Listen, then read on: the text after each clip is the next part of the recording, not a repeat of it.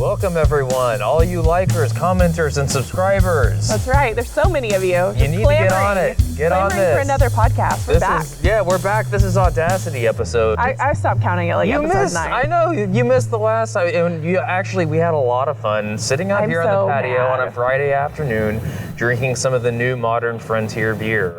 I'm jealous. Yeah, I don't even like beer, and I'm jealous. I wish I had been here for that. I was looking forward to it. I was in my hopefully last quarantine of COVID-19. There you go. We'll see. Oh, and speaking of, we should mention we're sitting this close together because we have both been double vaccinated. We're double vaxxed. 14 days after our final shot. We are raring to go. 2 sticks. So I can just. We're ready to mix. Yeah, this is weird. What's happening here? I'm becoming conscious of the fact that I need to reframe sort of the way that I feel about being in crowds and indoors and outdoors and this sort of thing. It's becoming it's a little bit of a challenge. There's more anxiety and should I be so close to you? I don't know what this is like to be this close to another human. So I know it's weird. It's weird. It's weird, but I'm gonna embrace it. We're here. Yeah, we're here and we're doing it. This is gonna be great. Well, and so next time we'll make up for the fact that you missed out on a little bit of the modern frontier beer, but you guys will have to wait for that because we'll have a special treat for ourselves and for you because it's always fun to see people, drink and eat things on camera. Perfect. And over audio, especially good for the audio version of that. That's right. I'm sure that's what everyone wants. That's what you want for sure. So it does lend to better conversation. Probably. Absolutely. We've had one beer, one or two. That's fine. I've always noticed that I tend to bowl better after approximately, or actually exactly 1.5 screwdrivers. That's when I hit my sort of ultimate.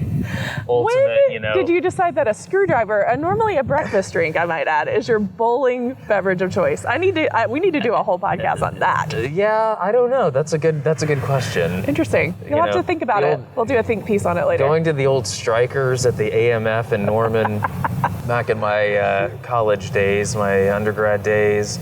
Sounds like fun.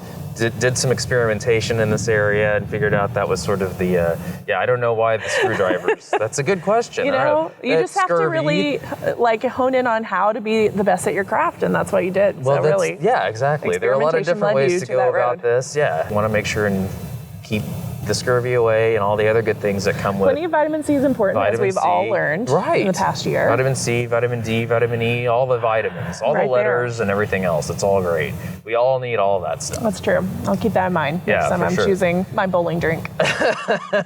Which will be never, because I can't tell you the last time I went bowling. Yeah, it's been a little while for me too. We'll have to look up all the chamber member establishments that have bowling. I'm sure there's quite a few. Well, I know Heyday offhand, main event for sure. And also, of course, Dust Bowl. Yeah, all great places. All these are great places. And now that we have been double vaxxed, we can go indoors and throw around some bowling balls, throw some rocks. I was so excited for the podcast today because I was like, I want to talk about all the places in Oklahoma City I've been since I've been vaccinated. Well, tell us a little bit about what's been going on. Okay, so I had my 2-week anniversary about a week ago from being vaccinated. And my first outing, it was, I wrote about it for VeloCityOKC.com. My first outing was to the Oklahoma City Zoo, which is kind of a weird place for an adult who's like, I'm going to the zoo. But it's because we went to the Paint the Wild weekend event that they are doing all throughout April. Mm-hmm. So my best friend and I, who have not seen each other in a year, we went from seeing each other very frequently to not at all. We reunited at the zoo and did a painting of a bison, an American bison, which was really fun. You can see pictures of that over at the blog. But honestly, it was a great first foray into being out and about again. Just for that reason you said, you're thinking, there's so many crowds, but this was outside. So it felt, a little more open. It wasn't like you're claustrophobic. Kind of easing yourself back. There were don't get me wrong, a lot of people there. A lot of people enjoying the zoo, as they should. Well, and then, the setup we only had. Using the Mold-A-Rama machine too, probably. I texted Nate a picture of the Mold-A-Rama machine because I thought Nate talks about this every time we bring up the zoo. He needs to see it. It's here. Yeah. There's something about the smell of those things that just brings me back to my childhood. There you go. Well, I got up and close and personal with that and sent you a picture, but it was a really good first foray back into the real world. Nice. I felt like I'm emerging from hibernation. That was a lot of fun. And then this weekend, I went to the Oklahoma City Ballet's production of The Little Mermaid on Friday night. I believe that was their last production of their season, but the Civic Center did an incredible job at keeping people socially distanced. Mm-hmm. There were only a certain number of seats available. We we wore masks the whole time. They were very diligent about making sure people were masked in the building. And it was a really fun, I wasn't sure how I'd feel being in a giant room full of people, but it was great. It felt very safe. Then I went to PBR on Sunday. So I was just all over the place. Living it up. And they actually said hitting all sides of the cultural spectrum. That's right. I think that it was at Chesapeake Energy Arena, and I believe that event on Saturday and Sunday was the first thing they've hosted at the arena in over 400 days. Wow. Which I didn't realize. I just, hadn't really been clued into that. But it was kind of fun to be a part of, hey, we're reopening slowly. Again, they did plenty of social distancing, encourage mask use, et cetera. But a lot of fun this weekend to be had in Oklahoma City. And I'm back, baby. Yeah. Back. Let's do some stuff. Well, and hopefully all of you all are doing sort of the same sorts of things and getting back out there and enjoying yourselves a little bit more. It's nice to be able to break free a little bit, I think, from being in your house all the time. Being in your house. Well, and it just feels like we're in the perfect time of year. Things are happening around Oklahoma City. It feels that way always in the spring in Oklahoma City, and this year just especially so, considering what we've just gone through collectively. So there are lots of ways to get out and about.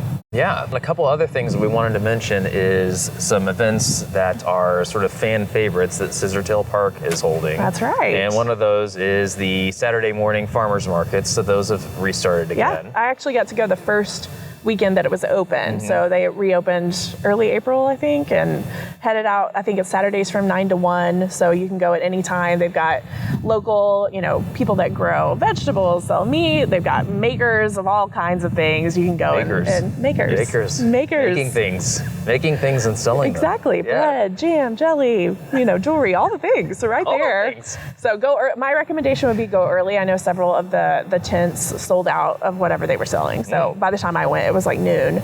But they also had, you could buy ice cream, you could get lunch there from food trucks. So tons of fun for everybody. I mean, I think you could really find anything. I saw a lot of people, ran into 3 coworkers in the space of 5 minutes, which was really fun. Very popular with the second floor chamber crowd. It was. It absolutely was. And then, people bringing their pets, kids, it was a lot of fun.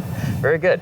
Well, and so kind of dovetailing on that, the Scissortail Park Night Market is sort of a similar but slightly different experience. More artisan, I guess you would say? Well, you were speaking of makers. I think it's a little bit more of that sort of type of vendor rather than, obviously the fresh fruits and vegetables, but drinks, desserts. These are only held once a month, so it's sort of a little bit special, but lots of interesting people around and great people watching. People watching, as they say. If you want to expose yourself to lots of different folks that are into lots of different things, that's a pretty good way to do it. Yeah. I was going to say, great opportunity to check out Omni Hotel, which is open now, fully operating. The convention center is right there. I mean, I have one thing that's on my bucket list for the next couple of weeks is going to the Omni, enjoying a drink, having dinner or something. I haven't done that yet. I haven't done that either. And I really want to go. Yeah. I'm very excited. I also think I am going to, sometime this summer, get a room just so I can use the rooftop pool. Yeah. Oh my gosh, that seems like it'd be so much fun. It looks pretty cool. Yeah, we've had a couple pieces on VeloCity about that show some of the things that they have going on there. Just looks so beautiful inside from what I've seen, so I can't wait to check it out in person. Absolutely, yeah. And I do want to go visit the OKC Tap House myself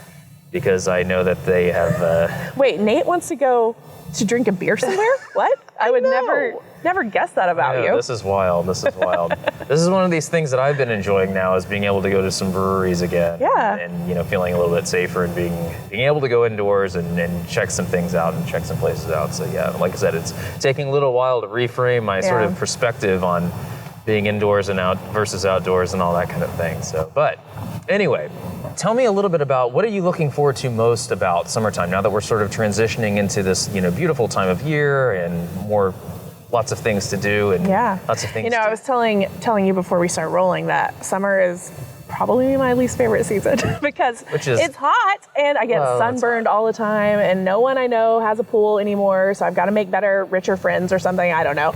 But one of the things that I'm looking forward to the most is Festival of the Arts is coming back. So normally we'd be enjoying that probably right now around this time in April, and they delayed that for a June date. Yes. We have an article about that on VeloCityOKC.com, but I'm kind of looking forward to that. That's always been one of my favorite downtown events. It's a place where all of our friends from work will walk over and grab an Indian taco or, something delicious from one of the many food tents that they have there. Check out some art. I've bought several pieces over the past few years, and I'm glad that's coming back and that we can enjoy that again. Yeah. And since it's in June, maybe it won't rain.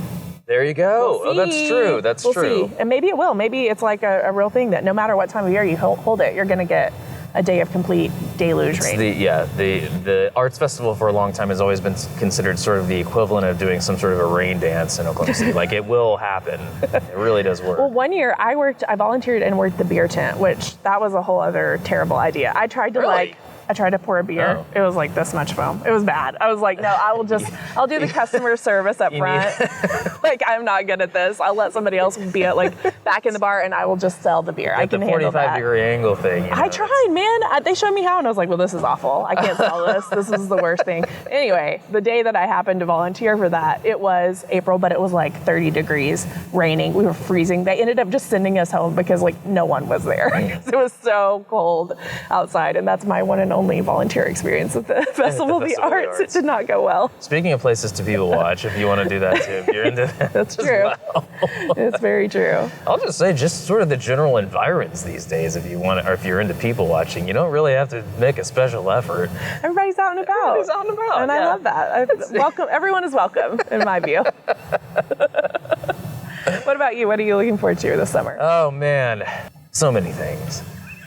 Is summer your time to shine? Is it the Nate Fisher season, preferred season? It is probably my preferred season. I mean, it is hot, but you get to do things like go to the lake and do some camping and some of those types of things. So those are the kinds of things that I'm looking forward to too. But the other thing that I'm looking forward to is now that the Dodgers are getting ready to restart their season with in-person experiences, Woo! I am actually looking forward to going to see a baseball game at the Bricktown Ballpark, hang out a little bit, have some peanuts, have some Cracker Jack. Do the seventh inning stretch. Absolutely. Sing a little bit. I'll do some singing. I might do some frolicking with Bricks in Brooklyn, depending on what's going on.